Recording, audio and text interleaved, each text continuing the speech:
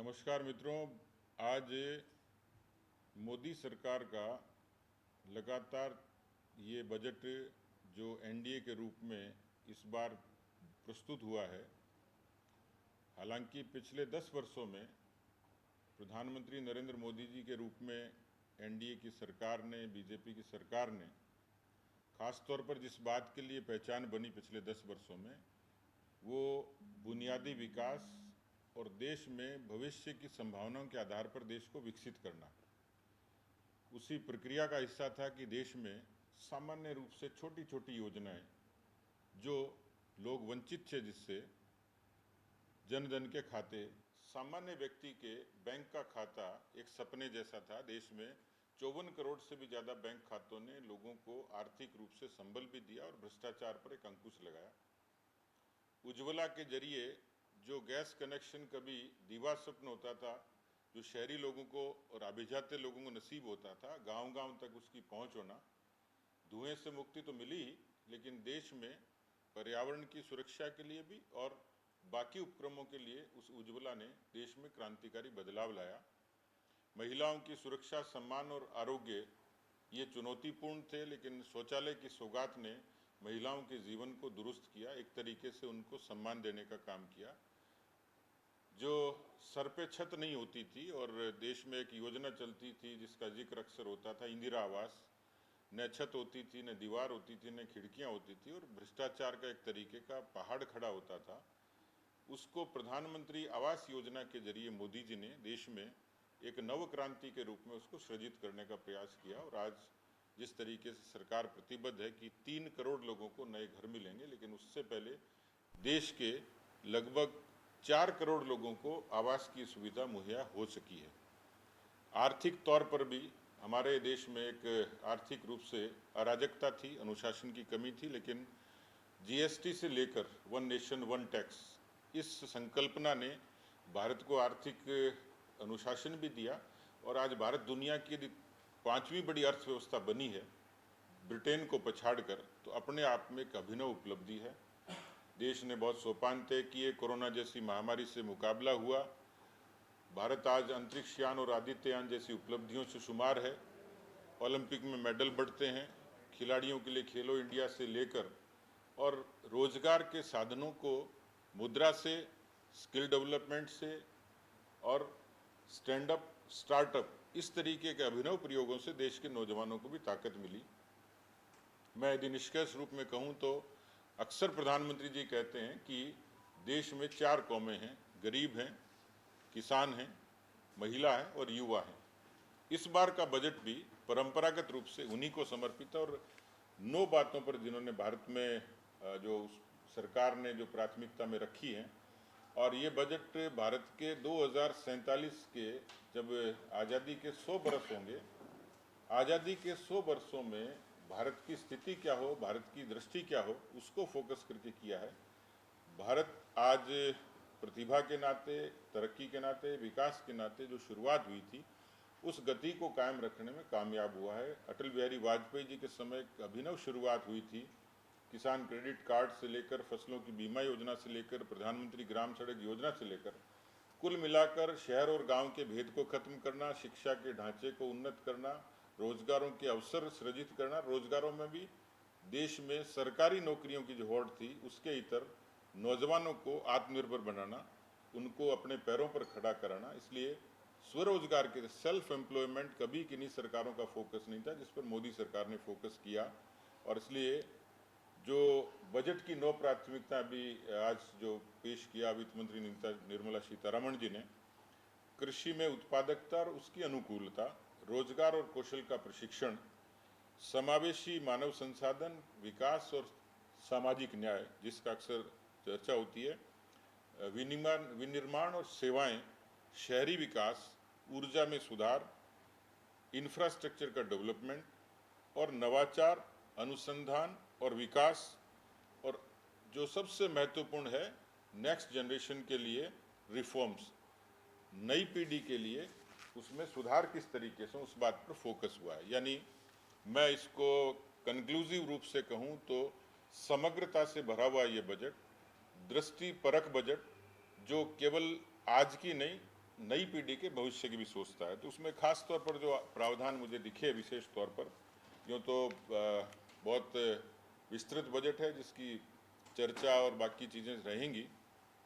11.11 लाख करोड़ का पूंजीगत व्यय, ये भारत की महत्वाकांक्षा को दर्शाता है कि किस तरीके से हम लोगों ने विकास को भी दिशा दी और आर्थिक रूप से देश तरक्की के रास्ते पर कैसे जाए।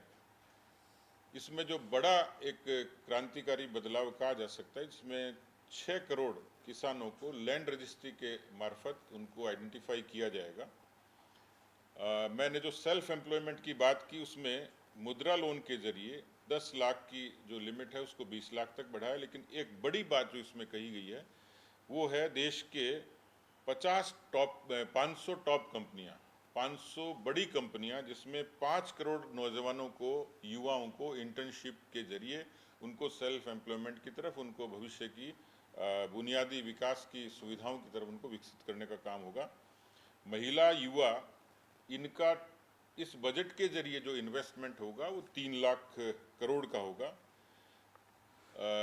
भारत इंटरनेशनल सोलर अलायंस का लीडर है आज, जो सर्वाधिक संभावना है सोलर में, क्योंकि देश में ऊर्जा का विकल्प क्या हो उस पर काफ़ी चर्चा हुई थी। तो मुझे लगता है कि पीएम सूर्य घर योजना आने वाले समय में ये आइकॉनिक होगी पूरे विश्व के लिए। इसमें 1 करोड़ घरों को, जिसमें लगभग 300 यूनिट बिजली हर घर को फ्री होगी, 1 करोड़ घरों को पीएम सूर्य घर बिजली योजना के जरिए इसमें लाभान्वित होगा।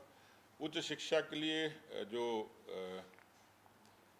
कर्जे हैं उसको बढ़ाया, बच्चे पढ़ाई के लिए बाहर जाते हैं तो उनको, एक जो बड़ी बात जिसकी चर्चा अक्सर होती है देश में, यूपीए के दौरान, यदि यूपीए की सरकार की, जो मनमोहन सिंह जी की आखिरी सरकार थी, उस समय यदि खेती के बजट का उल्लेख करें तो 21,000 करोड़ रुपए होता है। मोदी सरकार ने पिछले 10 वर्षों में इसको 1.25 लाख करोड़ तक पहुंचाया। यदि इसको ठीक तरीके से विश्लेषण करेंगे तो एक बड़ा क्रांतिकारी बदलाव था कि खेती में जो नवाचार हुए, खेती में जो अनुसंधान हुआ, खेती में जो प्रोत्साहन मिला, एक बड़ा कारण था। लेकिन इस बार उसमें और ज़्यादा इजाफा हुआ। 1,92,000 करोड़ रुपए का प्रावधान भारत की सरकार ने खेती के लिए किया, खेती की अवसंरचना के लिए किया है, अपने आप में बड़ा काम है। रोजगार और कौशल विकास के लिए 5 योजनाएं, जिसका व्यय होगा 2 लाख करोड़ रुपए। युवाओं को इंटर्नशिप का मैंने कहा। एक जो बुनियादी ढांचे की बात मैंने कही थी, 11,500 करोड़ रुपए ये प्रधानमंत्री ग्राम सड़क योजना में और खर्च होगा। 25,000 ऐसी बस्तियां जहां कई बार पानी भरता है, कई बार आवागमन की असुविधा होती है। यूं देखें तो प्रधानमंत्री ग्राम सड़क योजना वाजपेयी जी ने जिसकी अभिनव शुरुआत की, और आज देश में शहरों से गाँव को जोड़ने की दुनिया की यह अभिनव योजना, जिससे 6 लाख किलोमीटर सड़क केवल प्रधानमंत्री ग्राम सड़क योजना के जरिए देश में बनी है। उसमें 25,000 ऐसी बस्तियों को चिन्हित किया है, जिसमें 11,500 करोड़ रुपए के निवेश से उन बस्तियों की दशा सुधरेगी, उनका जो रोड इंफ्रास्ट्रक्चर और ज़्यादा उन्नत होगा। कुल मिलाकर मोटे तौर पर इतने विशाल बजट में कुछ मैंने निष्कर्ष रूप में आपको बातें कही हैं।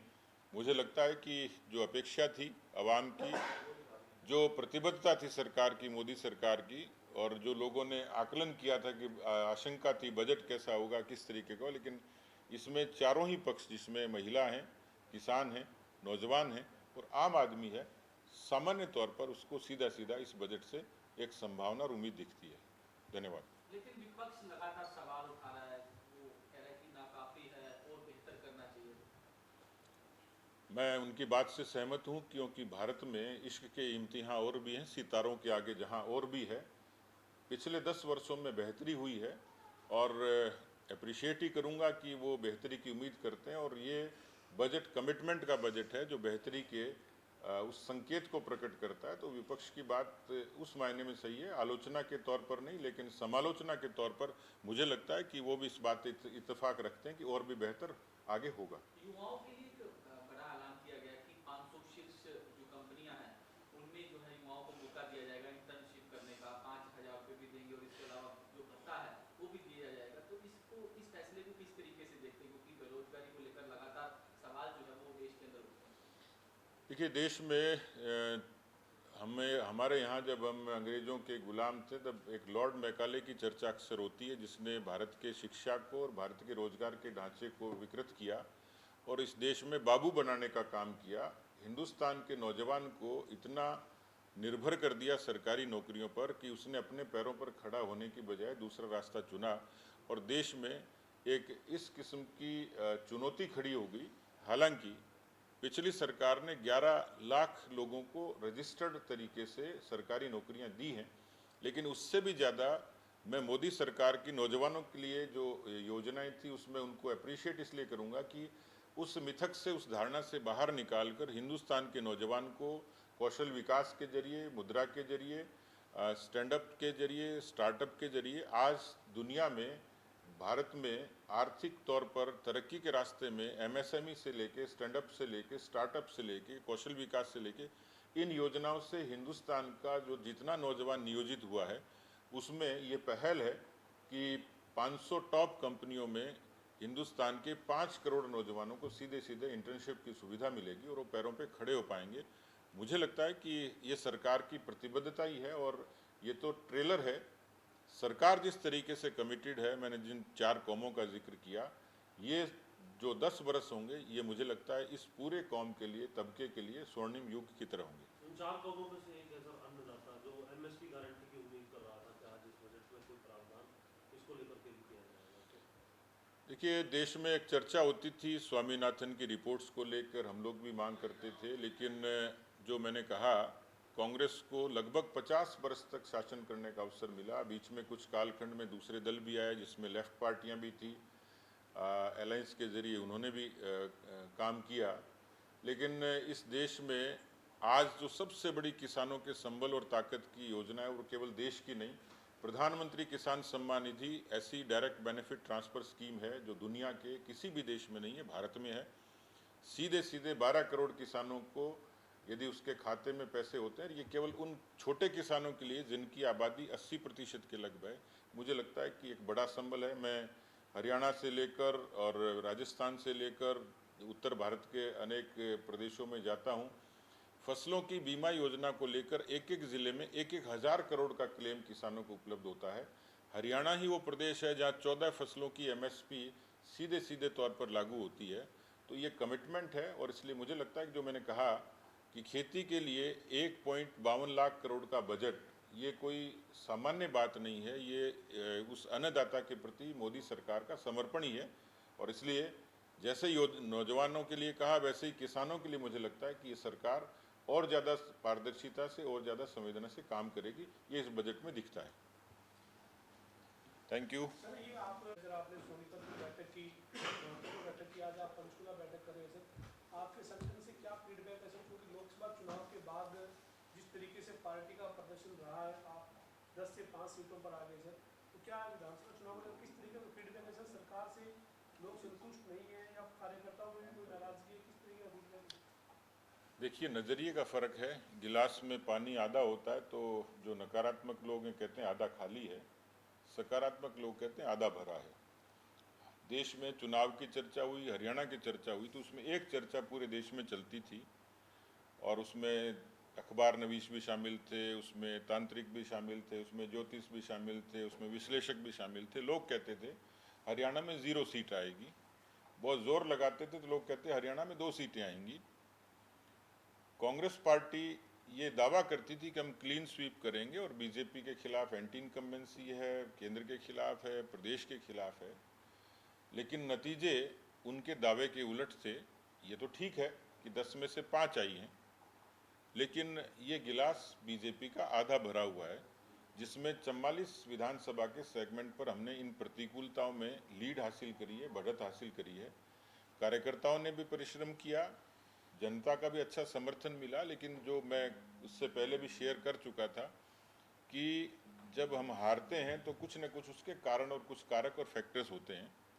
उनका विश्लेषण हम लोगों ने लोकसभावार किया है, कुछ चीज़ें हमारे ध्यान में भी आई हैं, लेकिन 20-22 हज़ार की हार जो हमने सोनीपत में हुई, अम्बाला की सीट हमारी प्रमाणिक मानी जाती थी, वहाँ हम लोग हारे, हिसार की सीट हम जीत सकते थे। एक सामान्य विश्लेषक ये मानता है कि बीजेपी को 8 सीटें मिल सकती थी, ये इंडिकेशन था।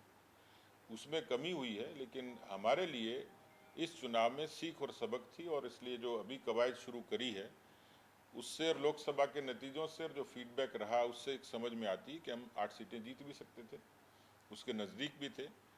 विधानसभा के सेगमेंट में हमने लीड किया, अच्छा चुनाव लड़ा, और इसलिए उस लोकसभा के एनालिसिस से विधानसभा में हमें थोड़ी और मजबूती मिली है।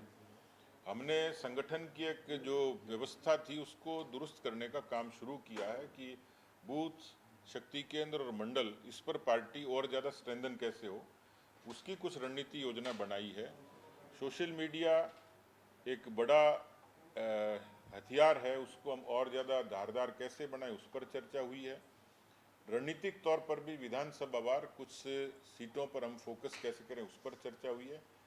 कुल मिलाकर इस पूरे मेरे दौरे के दौरान मुझे एक सकारात्मक फीडबैक कार्यकर्ताओं से मिला, और उस आधार पर मैं इतना ही कह सकता हूँ कि दुनिया चर्चा कुछ भी करे, विश्लेषण कोई विश्लेषण करें, लेकिन ये तय बात है कि हरियाणा में भारतीय जनता पार्टी की तीसरी बार बहुमत की सरकार बनेगी। मैं इतना आपके समक्ष कह सकता हूँ, और ये पार्टी में पोटेंशियल है कि तीसरी बार सरकार रिपीट होगी। साहब, चुनाव से ठीक कुछ दिन पहले, घोषणा होने से कुछ एक दिन पहले ही मुख्यमंत्री का चेहरा बदल दिया गया प्रदेश में। नफे नुकसान के तौर पर कैसे देख रहे हैं इसको, क्योंकि 10 सीटें थी और रिजल्ट उसका 50% आपके पक्ष में आया। देखिए, राजनीति में जो भी बदलाव होता है वो पीढ़ीगत होता है और समय की मांग होती है, और उसमें पार्टी सोच समझ कर उसमें आगे बढ़ती है। जैसे समाज में, परिवार में ऊर्जा का और अनुभव का दोनों का एक मिश्रण होता है।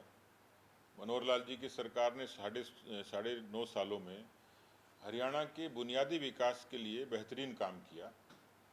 पार्टी ने, नेतृत्व ने निर्णय लिया, और ऊर्जा के तौर पर नायब सैनी जी आए, सहज सरल व्यक्तित्व के धनी, जो मैं कल देख रहा था कि रात को 1:30 बजे भी आम लोगों से मिल रहे थे। मुझे आश्चर्य हुआ।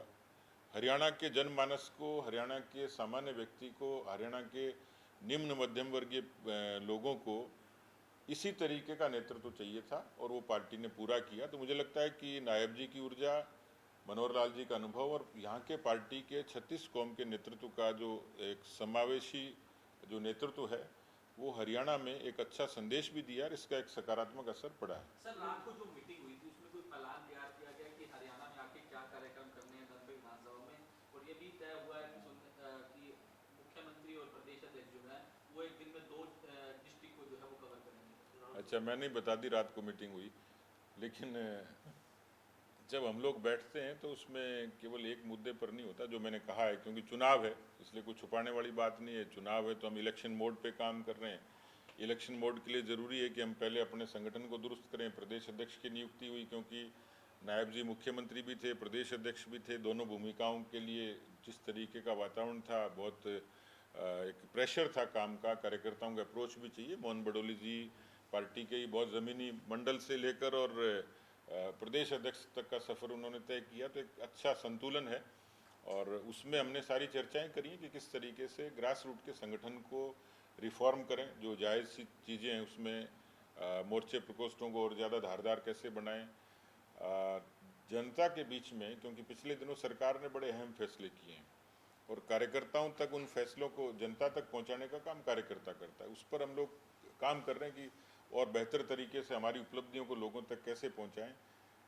जनता हमारे साथ थी, केवल जो गैप था वो कम्युनिकेशन का था, अप्रोच का था, उसको ठीक करने पर हम लोगों ने बात हुई। उसमें मुझे पूरा भरोसा है कि हरियाणा का कार्यकर्ता परिश्रमी भी है। जो मिथक हरियाणा के कार्यकर्ताओं ने तोड़ा, देश में शर्तें लगती थी कि हरियाणा में बीजेपी की सरकार नहीं बन सकती, वो सरकार बनी। तो मुझे लगता है कि ये मिथक हरियाणा का कार्यकर्ता ही तोड़ेगा कि तीसरी बार भी बीजेपी की सरकार बनेगी।